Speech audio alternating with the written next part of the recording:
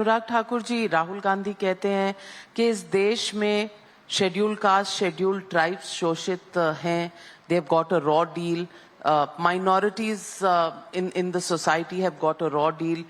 Muslims have got a raw deal. Sikhs have got a raw deal. They also say democracy is dying in this country. They also point out that the biggest achievement of your government is that you have let loose agencies on all opposition leaders. There are many issues of confrontation between the opposition and your government. Of course, you're on two sides of the aisle. There will be differences. But have we reached a complete break point as far as dialogue is concerned?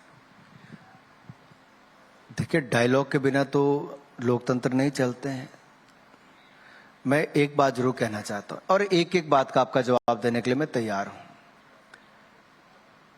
आपने कहा कि अनुसूचित जाति पर, SC वर्ग पर अत्याचार होते हैं. आपने पूरी बात नहीं की. राहुल गांधी जी ने कहा था 80 के दशक में केंद्र और उत्तर प्रदेश में अत्याचार, यही था.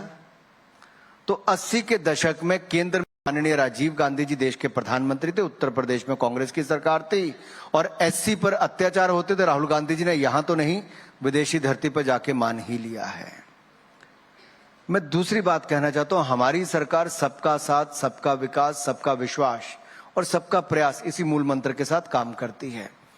और अगर आप इन सभी बेनिफिट्स को देखेंगे जो मकान से लेके, पानी के कनेक्शन से लेके, जनधन खाते तक है या बाकी योजनाओं के है, इसका सबसे बड़ा लाभ किसी को मिला है तो एससी, एसटी और हमारे अल्पसंख्यक समाज को, जिनको कांग्रेस ने हाशिए पर धकेल दिया था, केवल वोट बैंक के लिए किया था. कांग्रेस तुष्टीकरण की राजनीति करती है, हम सशक्तिकरण करने में विश्वास रखते हैं. यही अंतर है, ये अंतर है. आपके कुछ और भी सवाल थे इसके साथ. Agencies, ED, CBI. देखिए, 2G, CWG, कोल स्कैम से लेके, अंतरिक्ष घोटाले से लेके बाकी सब कांग्रेस के समय हुआ. यहां तक नहीं, नेशनल हेराल्ड घोटाले में राहुल गांधी जी और सोनिया गांधी जी बेल पर हैं, जमानत पर हैं, भ्रष्टाचार के मामले पर हैं. अब ये कोर्ट भी देश में है, जांच चल रही है.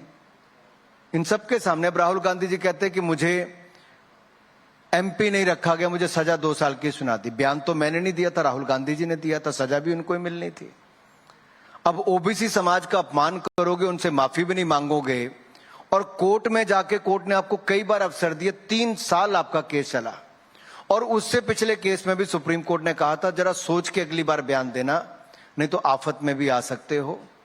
लेकिन राहुल गांधी जी बाज नहीं आए. एक मुकदमा नहीं, ऐसे 7 मुकदमे उनके ऊपर अलग अलग चल रहे हैं जहां पर उन्होंने अनाप शनाप बयानबाजी की है और उसके चलते ये हुआ. तो इसमें दोष किसी और पर देने की बजाय अपनी बोलबाणी पर थोड़ा संयम रखना चाहिए था, उसके कारण हुआ है.